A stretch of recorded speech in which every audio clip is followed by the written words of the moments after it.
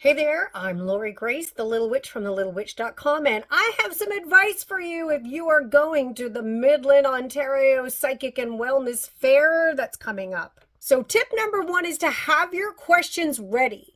Make sure that you have them written out in your back pocket somewhere so that when you arrive, you can make the absolute most of your time as you are sitting with the reader that you've paid for. Make sure to word your question to the reader so it gives no hint about what it is that you want as the outcome, what it is that you're hoping for. Don't give any hints about what has already happened. I have a blog that I will link somewhere in this video. It's how to word your question well. Over all the years that I've been doing this, I like to read as blindly as possible. I don't even want you to tell me it's love, monies, babies, homes, marriage, whatever it is.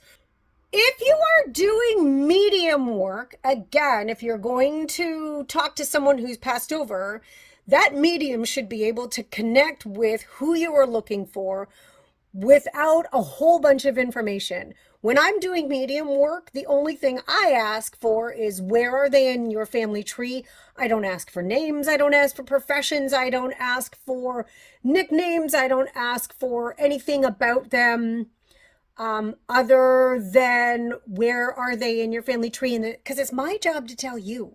Especially don't give them things like rings, because then they're going to know grandma was really small because she had a really small ring. Was she a small woman?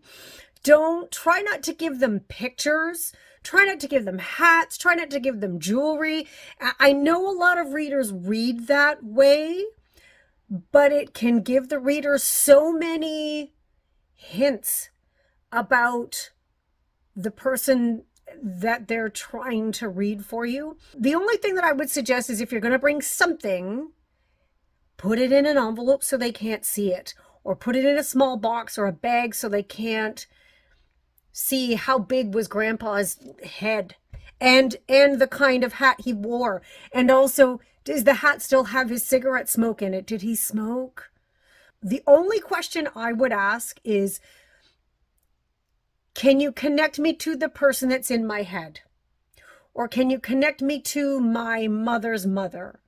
Don't give anything. That's the medium's job, to give you all of that information.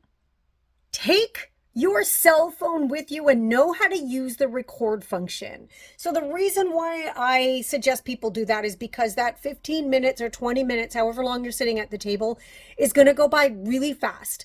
By the end of the day, you're going to be like, what did they say? What did that mean? If you record it on your phone for yourself, you can review it later after the show's over when you're in the quiet of your home. It also is going to save you money for there are still readers out there who will sell you the copy of the reading. It doesn't happen much anymore with their digital devices, but it's going to save you a little bit of money if you decide to do that. Ask the reader before you sit down with them if they have a follow-up, anything that they offer in terms of follow-up, so you can get more clarity with your question. Like, ask them if they offer follow-up emails, if they offer any kind of free or maybe a lesser charge if you have more questions on the same topic. I don't really understand what you said about that after listening to the recording. Can you pull a card to give me some clarity, or can you help me get some clarity? See if they offer that as a service. Before you sit with them, see if you can find out what their policy is.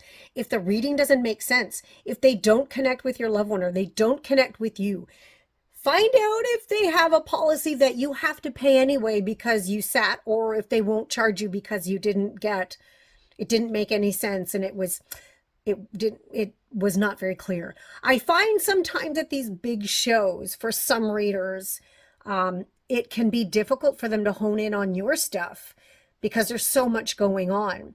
Whenever I do shows, I don't do full reads anymore at shows. I want you and I to have some quiet, connective time before we get into the reading. None of that connective time or even during the reading is connective. I'm not going to ask you any questions about what you've got going on. I'm going to walk you through the process, how it works, what it looks like, what kind of questions to ask, and then we're going to get right into it. But it's quiet and it's one-on-one. Whether we're doing in person in Midland or I'm coming to you traveling long distance over the summer for bachelorette parties or birthday parties or events, or we're doing it over Zoom. Whenever I do live shows, I do quick and dirty one-off cards and then usually offer something so that we can connect later if you feel like you've connected to that reader. So take this advice. Following this advice when you are going to go to the show that's happening in Midland, Ontario, the Midland Psychic and Wellness Fair that's happening in June, is going to help you make your best decisions. I mean, also know how much you're willing to pay for a reading that's going to be held in a crowded room with other people maybe listening.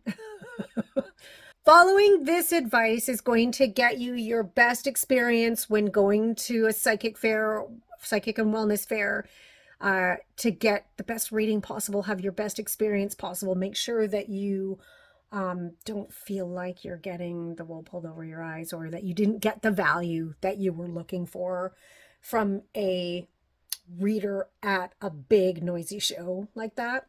Have fun. I might pop in there just to meet and greet with some other readers. I don't have a booth at the show that's happening in Midland, June 3rd, I think it is.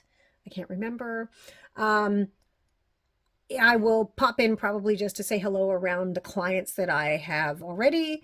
Have a good time. And also, if what you're looking for is a one-on-one experience in the Midland area, let's connect.